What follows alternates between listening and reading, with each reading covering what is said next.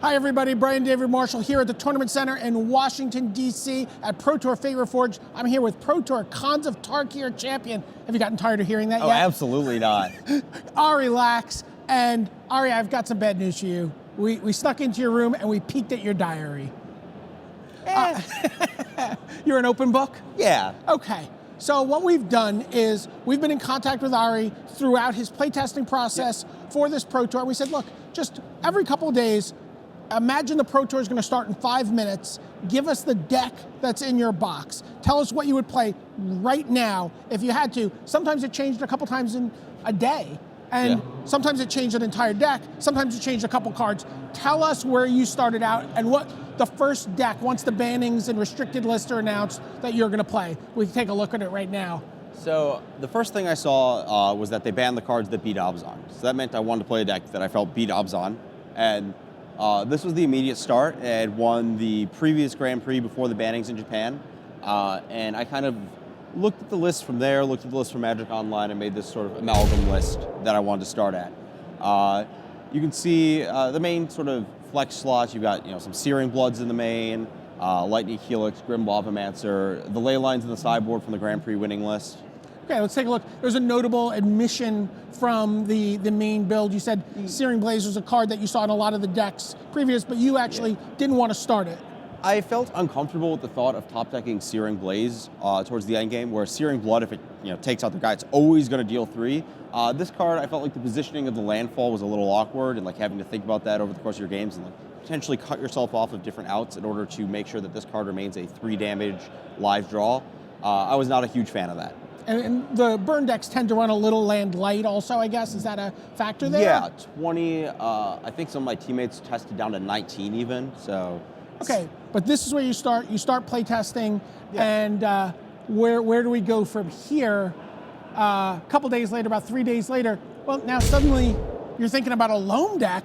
Yeah, this deck was sent to me by Manuel Sudor, and he said this deck is very good. It's going to beat Abzan. I said, you know what, I'm willing to give it a try because that's what you have to do for mine. You have to literally try everything that you see, and if it turns out bad, learn every lesson you can from it. Well, let's take a look at the engine of a Life from the Loam deck in Modern. There you see Life from the Loam, of course, Seismic Assault, Raven's Crime, Flame Jab. Explain a little bit about what a deck like this is doing and maybe why you sort of stepped away from this. So the goal of this deck is to reach a game state where you're effectively drawing 3 cards a turn by casting Life from the Loam. You get back 3 lands, and you turn those lands into shocks via Seismic Assault, discard via Raven's Crime, or worst case scenario, just 1 damage apiece via Flame Jab. But you're creating this repeatable effect over and over, and hopefully that wins you the game. The problem is that in Legacy, you see these decks, and they have cycling lands, so lands that you can discard to draw a card. And you end up effectively each turn putting 3 cards back into your hand that each draw a card. So each turn you're drawing 3 cards a turn. Whereas with this deck, you're not actually drawing actual Magic cards, you're drawing shocks, discard spells, 1 damage. And you have this problem where if they land a Tarmogoyf, your Loam engine's not going to get you out of that.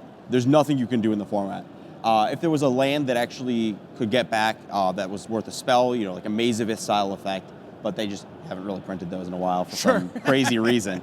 Also worth noting, those cycling lands will just turn into a Life from the Loam when you cycle it. You get to replace that draw step with the dredge. There's some points with the Legacy style Loam decks where you hit 5 lands in play, you're just drawing 5 or 6 cards a turn, and there's no way to come back. And who doesn't like doing that? Oh yeah. But you don't get to do that in Modern. Right. So you go from this deck back to the burn deck. Talk about what's happening here a little bit and what you're thinking about. So as you see, the main deck has remained exactly the same. I was really happy.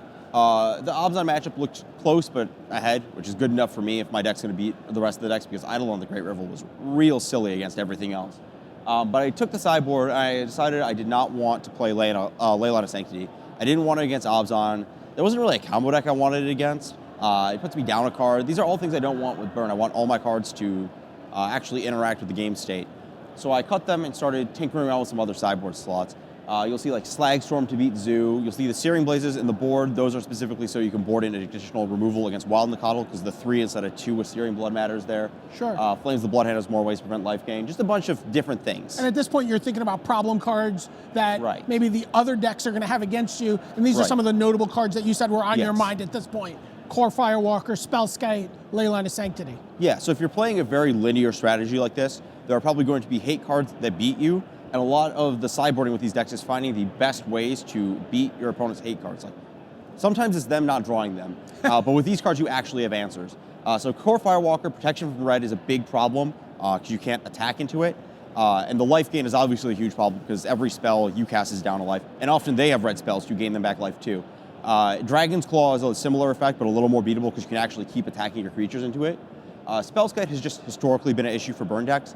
Redirecting your lightning bolts to Spellskite is very bad for you because it has 4 toughness and lives. So you often have to put 2 lightning bolts at it just to get rid of it and deal damage to your opponent. So that's 6 life. But it also has this weird positioning thing where you have to play them both on the same turn to kill the Spellskite. And that costs you time, which often costs you game. Because part of the burn deck is you have to get out before your opponent kills you and just deal them lethal damage. Right. And then finally, Ley in Line of Sanctity. There are creatures you can attack. There are things you can do, like Boros Charm to double strike your creature. You know, there's hoops you can jump through, but this card turns off a lot of your deck. So these are the cards I knew I would have to answer if I was going to play this deck. Okay, and so one of the first things you did when you're thinking about how you're going to answer them is, you know, maybe looking at what cards. Wear and Tear is obviously a card that you're thinking about. Flame Break is a card that you're thinking about. Yeah, Flame Break was less for those cards and more for Zoo, which I found to be a problem matchup testing against Steve Rubin. As you'll see, there's not that much. There are some cards that answer Spellskite, but at this point I kind of realized it wasn't a huge issue because Boros Charm, Skullcrack, Lava Spike still go to their face. Your creatures can still attack, and if they block a creature with Spellskite, you can use a single burn spell on it, which was fine. Wear Tear to take down Leyline was really good because it was a very versatile spell, artifacts and enchantments. And then we had Path to Exile and Pyrite Spellbomb as our 2 potential answers to Core Firewalker. I liked Path against the Zoo decks, where if I didn't know they had it, I could path their other creatures to save myself time. Whereas I like Pyrite Spellbomb against the control decks, where if they didn't have other creatures, I could still have a burn spell if they didn't draw Firewalker. Let's take a look at some of the cards you're talking about here. These are your solution cards. You're doing your deep dive into Gatherer. At this point, you said, Flame Break, as you said, for Zoo, Path, Spellbomb. Yeah, Chris Fennell actually found that when I missed that on my Gatherer search. That was a real good find by him. And this is really just there to deal with that Core Firewalker? Yeah. It actually, I found more. It kills Etch Champion and Affinity, which is huge because one of your plays there is to kill everything, and it kills Master of Waves, which I found out last round. Oh, that's really nice. Yeah. Okay. So, but really, it's a colorless form of removal. Yeah. But then you're thinking a little bit here about Zoo, and this is kind of the pet deck for the Team TCG player guys. Yeah, we've got a little bit of a combo here that we've been working on. Probably it's going on through 2.5 years now of this exact combo being great for our team, or 2 years, I guess. But this was a Steve Rubin deck. He didn't want to lose to the hate card, so his solution was to play green creatures and attack his opponents. And you can see the same Goblin Guide, Eidolon, the Great Rebel Shell, which is the 2 best cards in the burn deck because they just deal the most damage per card. So here you have the same concept, except for Wild Nikotl is your additional lightning bolts because it attacks. You also get Geist to St. Traft in here, but the combo that you've been talking about. You guys just always want to pull this off. Let's take a look. Gore Clan Rampager, Boros Charm, Become Immense. Explain. So you give your creature additional power, and then you give it double strike, and you effectively double up. If Gore Clan Rampager is +4/+4, that's a 4-point burn spell. Well, if you Boros Charm your guy, that's +4 damage from the pump, plus whatever its power. So, just a Wild Nikotl and those 2 spells, 14. Become Immense and Boros Charm is basically lethal regardless. We had ID'd Become Immense as a Delve spell that had not been banned that was very powerful. It's worth about 2 cards worth of damage. And we tried the Infect decks and didn't find it satisfactory, but we liked it in the Zoo shell. And this is the kind of combo we figured out to give the Zoo deck that explosive punch that it really needed. Right. But as we're going to see as a recurring theme here, Zoo doesn't. Why don't you end up on Zoo instead? Making the return to the burn deck. So when you play creatures instead of burn spells, you give your opponents targets for their removal spells and things they can block, and you let your opponent interact with their normal cards instead of their hate cards. I'd rather just force them to have the specific answers than actually just play normal cards and beat me with them. So you're saying if you switch decks, is that the fear like Zvi used to refer to? Yeah, you're just like I don't want to have the fear and just make a jump to another deck because I'm worried about some scenario where my opponent has the perfect card against me. Exactly. Okay, so let's take a look at where we go from the Zoo. So from the Zoo, wait, I thought we were going back to burn. Liliana of the Veil, Dark Confidant. What is this? This is the Crisis of Faith. I'd been testing and tuning Obzon against everything because my role was to test everything versus this deck and see if it beat it. And this was just beating a lot of things. And it's really good. Obviously, it was the most played deck for a reason. I almost played it for a reason. So let's take a look at some of the cards that make this deck so good. Tarmogoyf, Siege Rhino, Lingering Souls, Thoughtseize, just perennial all-stars. Yeah. Cards that beat your opponent by themselves and cards that answer anything. It's very simple. You kill their cards that matter, and then all the rest of your cards matter. Right. How close do you feel like you guys were to playing an Obzon list? Like, what had to happen for you to play that? I was a good ways off, but there were a lot of people bouncing around between this, Affinity, Burn on the last day, which was fine because of the, probably the 3 best choices. Sure. But it was always in the back of my mind that maybe I should just be playing the best deck. Right. I mean, you look at a card like Siege Rhino, it's scary to play Burn in a room full of Siege Rhinos. Yeah, and like not only does that card gain them life, but it kills you fast. You don't have a lot of time once they play a Siege Rhino.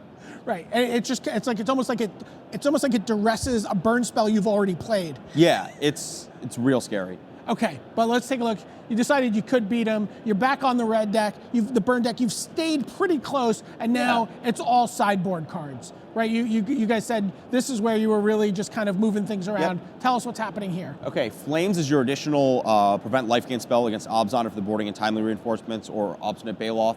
You have Molten Rain on the play against a ton of decks that want to hit 4 mana. You use board and Molten Rain them on turn 3. Path and Pyrite, I've upped the counts to beat Core Firewalker because I feel they're good enough on their own just to play. Searing Blaze against all the creature decks. You just want as many of that card as you can if you can't have it. Smash to Smithereens and Wear Tear as your anti-artifact. And you still have Wear Tear as your hedge against Leyline. Smash is specifically like Affinity. Sure. So, and then from here, you're starting to hone in. You talked about the Searing Blaze. You talked about Lightning Helix. You're really starting to dial those fine numbers in. Yeah, these are the kind of cards I just went around because I kept seeing the Zoo matchup. I kept seeing that I can't Searing Blood their creature, but I can Searing Blaze it always. And even if they mutagenic growth their creature, which was something I was worried about, I'd still get in the 3 damage off the Blaze. And the Helix was, if they're going to race me, I'll play the card that races them right back.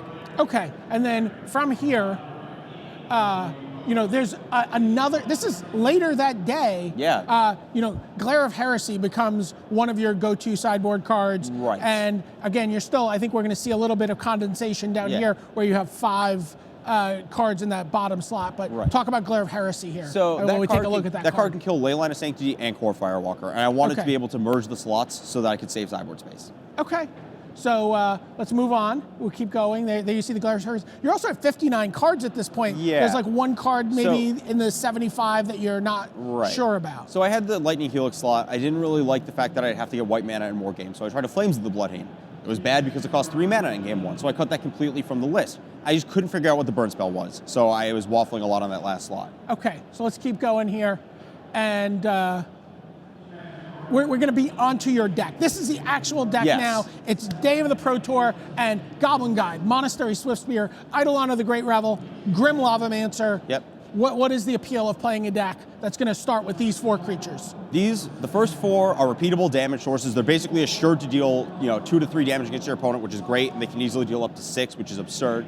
And then Lavamancer, it was a card that I wasn't sure about at first, but it's really important in that it beats some decks on its own very easily, and it also gets through blockers. There's a lot of scenarios where you want a card, Lavamancer can shoot them 3 times through blockers, easily deal 6 damage, whereas like a Goblin Guide might get stopped by a Tarmogoyf. Sure, okay, let's take a look. The next big part of the burn deck is Burn, Bolt, Spike, Rift Bolt, Skullcrack. Can't cut any of those first 3, and 4 Skullcrack was guaranteed from the day we realized Siege Rhino would be in the format.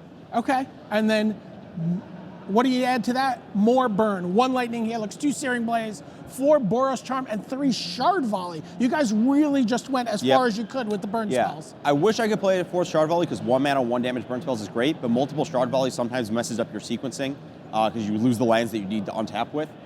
Searing Blaze over Searing Blood because I started realizing that not only was killing Wild Nacatl important, but just being able to deal 3 damage to Obzon when I had a Tarmogoyf to target was really important. Okay, and the Helix was cheapest thing. Let's take a look quickly at the lands. 4 Arid Mesas, a Bloodstained Mire, 4 Scalding Tarn, 4 Sacred Foundry, 7 mountains, only 11 mana-producing lands in the deck. That might even be too many. You might need 1 more fetch land. Which fetch lands they are doesn't really matter, just whichever ones. Okay, and then finally, let's take a look at your sideboard. And I thought there was something interesting here. 4 Wear Tears before there were 5 cards that were sort of filling this role. Yeah, we realized we could condense slots by making the Artifact Hate into a Wear Tear, and that opened up sideboard space to fit the Lightning Helixes for the Mirror and Zoo.